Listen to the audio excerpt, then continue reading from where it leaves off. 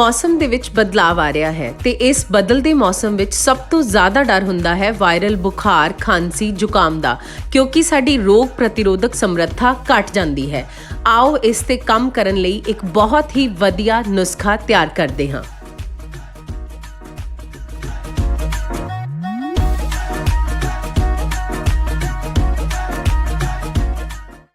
सत श्री अकाल जी, मैं हाँ डॉक्टर गगनप्रीत कौर ते तुसी वेख रहे हो पंजाबी आयुर्वेदिक रसोई। उम्मीद करदी हाँ कि तुसी सब स्वस्थ होवोगे।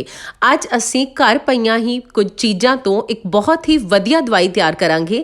ये दवाई जिन्नी कारगर है उन्नी स्वाद भी हुंदी है, इस करके बच्चों नूं देनी भी बहुत सौखी है। इस तो इलावा इस दवाई नूं असी स्टोर करके भी रख सकते हाँ, ये जल्दी खराब नहीं हुंदी। आओ पूरी विधि जाणदे हाँ। इस दवाई ਨੂੰ ਬਣਾਉਣ ਦੇ ਲਈ ਅਸੀਂ ਮੁਲੱਠੀ ਦੀ ਵਰਤੋਂ ਕਰਾਂਗੇ। ਮੁਲੱਠੀ ਆਸਾਨੀ ਨਾਲ ਸਾਨੂੰ ਪੰਸਾਰੀ ਤੋਂ ਮਿਲ ਜਾਂਦੀ ਹੈ। ਇਹ ਇਸ ਤਰ੍ਹਾਂ ਦੀ ਹੁੰਦੀ ਹੈ, ਲੱਕੜਾਂ ਦੀ ਤਰ੍ਹਾਂ 4 ਤੋਂ 5 ਲੱਕੜਾਂ ਅਸੀਂ ਮੁਲੱਠੀ ਦੀਆਂ ਲੈ ਲਵਾਂਗੇ। ਇਸ ਤੋਂ ਬਾਅਦ ਦੂਸਰੀ ਚੀਜ਼ ਜਿਹੜੀ ਅਸੀਂ ਲੈ ਰਹੇ ਹਾਂ ਉਹ ਹੈ ਛੋਟਾ ਜਿਹਾ ਅਦਰਕ ਦਾ ਟੁਕੜਾ। ਇੱਕ ਛੋਟਾ ਜਿਹਾ ਅਸੀਂ ਹਲਦੀ ਦਾ ਟੁਕੜਾ ਵੀ ਲੈ ਰਹੇ ਹਾਂ। ਤੁਸੀਂ ਸੁੱਕੀ ਅਦਰਕ ਤੇ ਸੁੱਕੀ ਹਲਦੀ ਵੀ ਲੈ ਸਕਦੇ ਹੋ। ਇਸ ਦਵਾਈ ਦੇ ਵਿੱਚ ਅਸੀਂ ਪਿੱਪਲੀ ਦੀ ਵਰਤੋਂ ਵੀ ਕਰਾਂਗੇ। ਇਸ ਨੂੰ ਮਗ ਵੀ ਕਹਿ ਦਿੱਤਾ ਜਾਂਦਾ ਹੈ, ਮਗਾਂ। ਇਹ ਵੀ ਪੰਸਾਰੀ ਤੋਂ ਮਿਲ ਜਾਂਦੀਆਂ ਹਨ। ਇਸ ਤੋਂ ਇਲਾਵਾ ਅਸੀਂ 7 ਤੋਂ 8 ਦਾਣੇ ਲੌਂਗ ਦੇ ਲੈ ਰਹੇ ਹਾਂ। ਲੌਂਗ ਬੁਖਾਰ ਦੇ ਵਿੱਚ ਤੇ ਖਾਂਸੀ ਜ਼ੁਕਾਮ ਵਿੱਚ ਬਹੁਤ ਚੰਗਾ ਹੁੰਦਾ ਹੈ। ਇਸ ਤੋਂ ਅਗਲੀ ਚੀਜ਼ ਜਿਹੜੀ ਅਸੀਂ ਲੈ ਰਹੇ ਹਾਂ ਉਹ ਹੈ ਦਾਖਾਂ। ਥੋੜੀਆਂ ਜਿਹੀਆਂ ਦਾਖਾਂ ਲਈਆਂ ਹਨ ਤੇ ਨਾਲ ਹੀ ਤੁਲਸੀ ਦੇ ਪੱਤੇ। ਅੱਜ ਕੱਲ੍ਹ ਤੁਲਸੀ ਜਿਹੜੀ ਹੈ ਉਹ ਸਾਨੂੰ ਹਰੀ ਘੱਟ ਮਿਲਦੀ ਹੈ, ਸੁੱਕੇ ਹੋਏ ਪੱਤੇ ਲਏ ਹਨ। ਇਹ ਹੈ ਬਨਕਸ਼ੇ ਦੇ ਪੱਤੇ, ਤੇ ਬਨਕਸ਼ੇ ਦੇ ਪੱਤੇ ਵੀ ਪੰਸਾਰੀ ਤੋਂ ਆਮ ਹੀ ਮਿਲ ਜਾਂਦੇ ਹਨ। ਇਹ ਵੀ ਅਸੀਂ ਸੁੱਕੇ ਹੋਏ ਲੈ ਰਹੇ ਹਾਂ। ਥੋੜੇ ਜਿਹੇ ਪੱਤੇ ਤੁਲਸੀ ਦੇ, ਥੋੜੇ ਜਿਹੇ ਪੱਤੇ ਬਨਕਸ਼ੇ ਦੇ, ਇੱਕ ਪਿੱਪਲੀ ਲਈ ਹੈ, 7-8 ਲੌਂਗ, ਕੁਝ ਕੁ ਦਾਖਾਂ, ਛੋਟਾ ਟੁਕੜਾ ਅਦਰਕ, ਹਲਦੀ ਤੇ 4 ਲੱਕੜਾਂ ਮੁਲੱਠੀ ਦੀਆਂ। ਇਹ ਸਮੱਗਰੀ ਹੈ। ਇੱਕ ਦੋ ਚੀਜ਼ਾਂ ਰਹਿ ਵੀ ਜਾਣ ਤਾਂ ਕੋਈ ਗੱਲ ਨਹੀਂ, ਜਿੰਨਾ ਵੀ ਸਮਾਨ ਮਿਲ ਜਾਏ ਓਨਾ ਹੀ ਲੈ ਲਓ।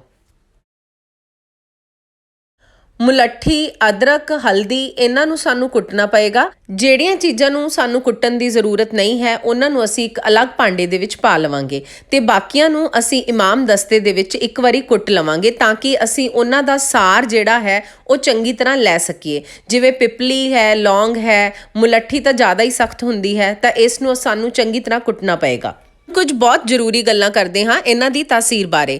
ਮੁਲੱਠੀ ਜਿਹੜੀ ਹੁੰਦੀ ਹੈ ਉਹ ਠੰਡੀ ਤਾਸੀਰ ਦੀ ਹੁੰਦੀ ਹੈ, ਐਂਟੀਬਾਇਓਟਿਕ ਦਾ ਕੰਮ ਕਰਦੀ ਹੈ, ਐਂਟੀਪਾਇਰੇਟਿਕ ਹੈ। ਜੇ ਅੰਦਰ ਬੁਖਾਰ ਹੈ ਉਸ ਦੇ ਕਣਾਂ ਨੂੰ ਖਤਮ ਕਰਦੀ ਹੈ, ਐਂਟੀਆਕਸੀਡੈਂਟ ਵੀ ਹੈ। ਕਿਸੇ ਵੀ ਤਰ੍ਹਾਂ ਦੀ ਵਾਇਰਲ ਇਨਫੈਕਸ਼ਨ ਹੋਵੇ ਉੱਥੇ ਮੁਲੱਠੀ ਬਹੁਤ ਚੰਗਾ ਕੰਮ ਕਰਦੀ ਹੈ।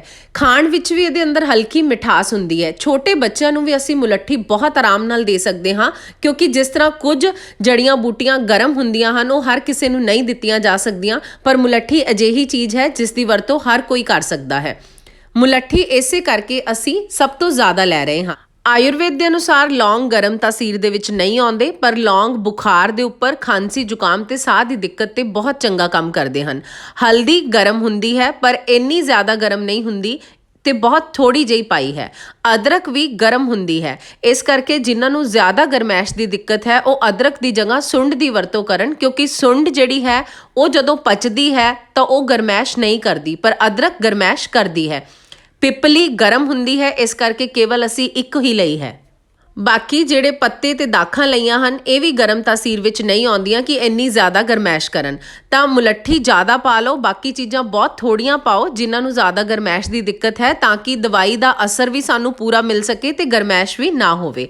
ਹੁਣ ਅਸੀਂ ਇਹ ਸਭ ਕੁਝ ਕੁੱਟ ਲਿਆ ਹੈ, ਮੋਟਾ ਜਿਹਾ ਕੁੱਟ ਲਿਆ। ਇਹਨੂੰ ਅਸੀਂ ਸਾਰੇ ਨੂੰ ਇੱਕ ਬਰਤਨ ਦੇ ਵਿੱਚ ਇਕੱਠਾ ਕਰ ਲਵਾਂਗੇ। ਦਾਖਾਂ ਦਾ ਵੀ ਆਪਣਾ ਬਹੁਤ ਵਧੀਆ ਰੋਲ ਹੁੰਦਾ ਹੈ। ਇਹਦਾ ਕਾੜਾ ਤਿਆਰ ਹੋਏਗਾ ਤਾਂ ਦਾਖਾਂ ਦਾ ਵੀ ਜਿਹੜਾ ਪੂਰਾ ਅਸਰ ਹੈ ਉਹ ਕਾੜੇ ਦੇ ਵਿੱਚ ਆਏਗਾ। ਖਾਂਸੀ ਜ਼ੁਕਾਮ ਤੇ ਬੁਖਾਰ ਲਈ ਬਹੁਤ ਚੰਗਾ ਹੈ। ਇੱਕ ਇਹ ਵੀ ਹੁੰਦਾ ਹੈ ਕਿ ਜਦੋਂ ਵੀ ਵਾਇਰਲ ਬੁਖਾਰ ਹੁੰਦਾ ਹੈ, ਬਹੁਤ ਜ਼ਿਆਦਾ ਕਮਜ਼ੋਰੀ ਆ ਜਾਂਦੀ ਹੈ, ਤਾਂ ਦਾਖਾਂ ਉਸ ਦੇ ਵਿੱਚ ਤਾਕਤ ਦੇਣ ਦਾ ਵੀ ਕੰਮ ਕਰਦੀਆਂ ਹਨ। ਹੁਣ ਅਸੀਂ ਇੱਕ ਪੈਨ ਲੈ ਕੇ ਅੱਧਾ ਲੀਟਰ ਪਾਣੀ ਇਹਦੇ ਵਿੱਚ ਪਾ ਦਿੱਤਾ ਹੈ।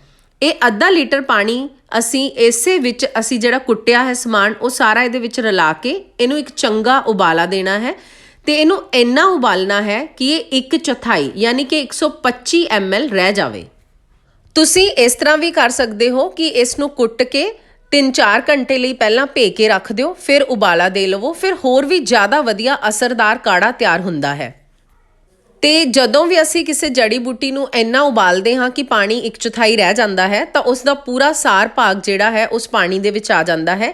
ਇਹ ਪੱਕਿਆ ਹੋਇਆ ਕਾੜਾ ਬਣ ਜਾਏਗਾ ਜਿਹੜਾ ਵੈਸੇ ਵੀ ਜਲਦੀ ਖਰਾਬ ਨਹੀਂ ਹੁੰਦਾ।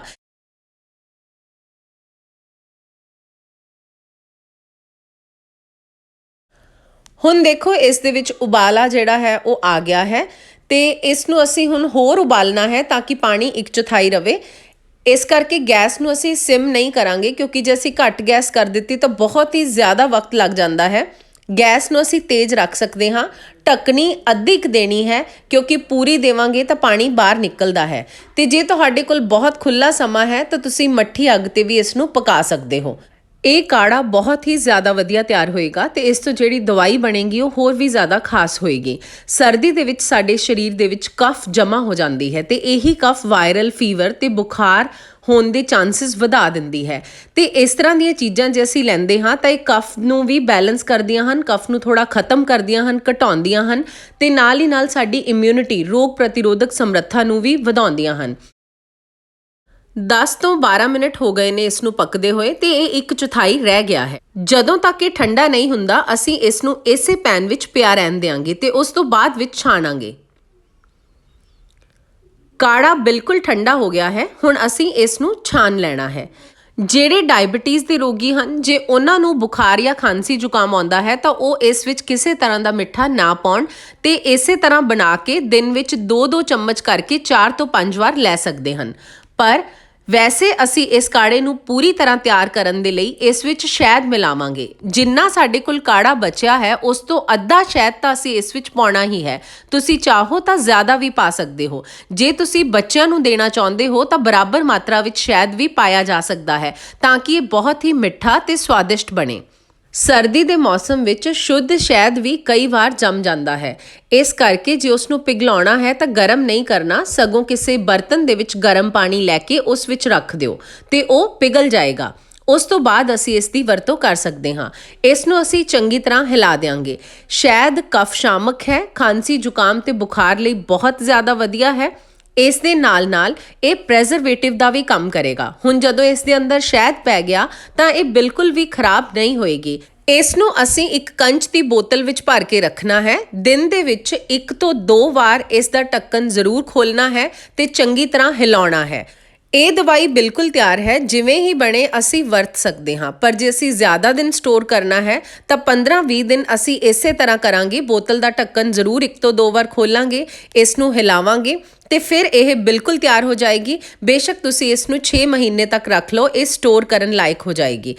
ਇਹ ਦਵਾਈ ਬੱਚਿਆਂ ਲਈ ਬਹੁਤ ਵਧੀਆ ਹੈ ਕਿਉਂਕਿ ਸਵਾਦ ਵਿੱਚ ਚੰਗੀ ਹੈ ਤੇ ਸਾਰੀਆਂ ਹਰਬਸ ਦਾ ਇਹਦੇ ਅੰਦਰ ਸਾਰ ਹੈ। ਨਿੱਕੇ ਬੱਚਿਆਂ ਨੂੰ ਜਿਵੇਂ ਅਸੀਂ ਡ੍ਰੌਪਰ ਨਾਲ ਜਿੰਨੀ ਡੋਜ਼ ਦੇਣੀ ਹੈ ਓਨੀ ਹੀ ਦੇਣੀ ਹੈ। ਥੋੜੇ ਵੱਡੇ ਬੱਚੇ ਹਨ ਤਾਂ ਚਮਚ ਨਾਲ ਜਾਂ ਫਿਰ ਕਿਸੇ ਵੀ ਮੈਜ਼ਰਮੈਂਟ ਵਾਲੇ ਕੱਪ ਨਾਲ ਅਸੀਂ ਦੇ ਸਕਦੇ ਹਾਂ 3 ਤੋਂ 5 ml ਤੱਕ। ਦਿਨ ਦੇ ਵਿੱਚ 3 ਜਾਂ 4 ਵਾਰ ਦਿੱਤੀ ਜਾ ਸਕਦੀ ਹੈ ਜਦੋਂ ਬਿਮਾਰੀ ਹੈ, ਬੁਖਾਰ ਹੈ ਜਾਂ ਖਾਂਸੀ ਜ਼ੁਕਾਮ ਹੈ। ਜੇ ਤੁਸੀਂ ਇਮਿਊਨਿਟੀ ਲਈ ਲੈਣਾ ਚਾਹੁੰਦੇ ਹੋ ਕਿ ਆਉਣ ਵਾਲਾ ਮੌਸਮ ਹੈ ਹੀ ਇਸ ਤਰ੍ਹਾਂ ਦਾ, ਖਾਂਸੀ ਜ਼ੁਕਾਮ ਆਉਣਾ ਹੀ ਹੈ, ਬੁਖਾਰ ਆਉਣਾ ਹੀ ਹੈ, ਤਾਂ ਤੁਸੀਂ 1 ਤੋਂ 2 ਚਮਚ ਦਵਾਈ ਸਵੇਰੇ ਸ਼ਾਮ ਸਾਰੇ ਹੀ ਪਰਿਵਾਰ ਨੂੰ ਦੇ ਸਕਦੇ ਹੋ, ਜਿਸ ਦੇ ਨਾਲ ਰੋਗ ਪ੍ਰਤੀਰੋਧਕ ਸਮਰੱਥਾ ਵਧੇਗੀ ਤੇ ਆਉਣ ਵਾਲੇ ਮੌਸਮ ਵਿੱਚ ਅਸੀਂ ਖਾਂਸੀ ਜ਼ੁਕਾਮ ਤੇ ਬੁਖਾਰ ਤੋਂ ਬਚ ਸਕਦੇ ਹਾਂ। ਇਹ ਸਾਰੀਆਂ ਹਰਬਸ ਸਾਨੂੰ ਬਾਕੀ ਬਿਮਾਰੀਆਂ ਤੋਂ ਵੀ ਬਚਾਉਂਦੀਆਂ ਹਨ। ਇਹ ਸੀ ਸਾਡਾ ਅੱਜ ਦਾ ਵੀਡੀਓ। ਤੁਹਾਨੂੰ ਕਿਸ ਤਰ੍ਹਾਂ ਦਾ ਲੱਗਿਆ ਮੈਨੂੰ ਜ਼ਰੂਰ ਦੱਸਣਾ। ਮੈਂ ਫਿਰ ਮਿਲਾਂਗੀ ਕਿਸੇ ਹੋਰ ਨਵੀਂ ਜਾਣਕਾਰੀ ਦੇ ਨਾਲ। ਤਦ ਤੱਕ ਲਈ ਸਤਿ ਸ਼੍ਰੀ ਅਕਾਲ।